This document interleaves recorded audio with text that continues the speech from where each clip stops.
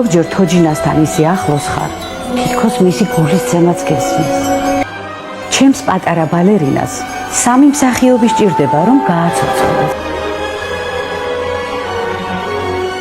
დავამთავრე საესტრადო სასწავლებელი და ჩემი ცხოვრება დავუკავშირე ქუთაისს.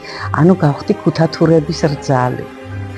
მოვედი თეატრში, დავიარე კასტინგი და მას შემდეგ აქ ვარ თითქმის 40 წელია.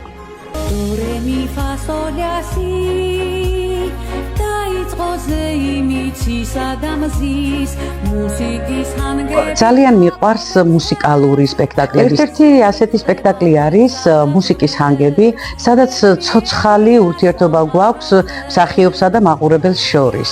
ნუ აქ ხდება რაღაცა განსაკუთრებული, ეს რომ ვამბობთ ხოლმე ეს უხილავი ძაფები რაღაცა, ეს ხდება ჩემში გაივლის დენისნაირი მაგვარი ორგანიზმში და მე მავიწყდება ყველაფერი, იმიტომ რომ მე გადავდივარ უშუალოდ ბავშვებთან, მაყურებელთან.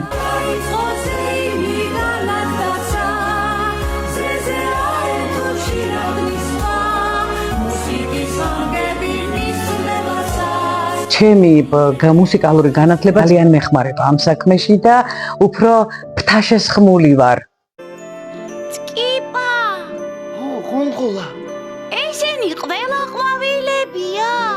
ო, ყველა ყვავილებია, ხონხოლა. ჰაერივით მჭირდება ეს ყველაფერი. მიუხედავად იმისა, რომ ძალიან ისეთი ფუფუნება არ აქვს ჩვენ ცხოვრებისეული ფუფუნება მსახიობებს და არა მარტო მსახიობებს, მაინც ძალიან დიდი გამტვირთვის ადგილია. თეატრში დაიდგა სპექტაკლი ბაბაჯანას ქოშები.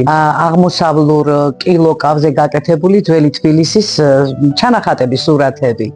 ამ სპექტაკლში თამაშობ ბაბაჯანას ცოლის როლს. ეს არის კაპასი, ანჩხლი ქალი, სულ ესეთი მომთხოვნი. ხმაშ.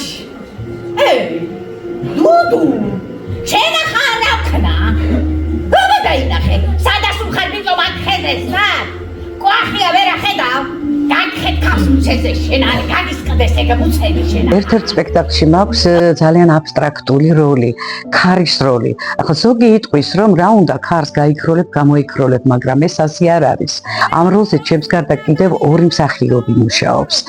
ქარი ისეთი რამე არის, რომ აი მთელი ჩემი შინაგანი ემოცია და გრძნობა მინდა გადავცე მაყურებელს, მივაწვდინო ეს სიო, ეს გამოქროლვა.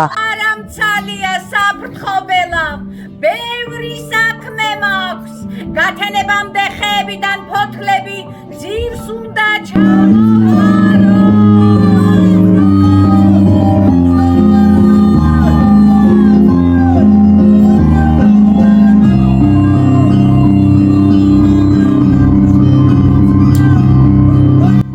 ალბათ ქვეცნობიერად ყველა მსახიობს უნდა რომ დიდხანს იდგეს სცენაზე. ნუ არც მე არ ვარ გამონაკლისი, მეც მინდა რომ შევძლო ეს და რამდენად შევძლებ ამას ცხოვრება გვიჩვენებს.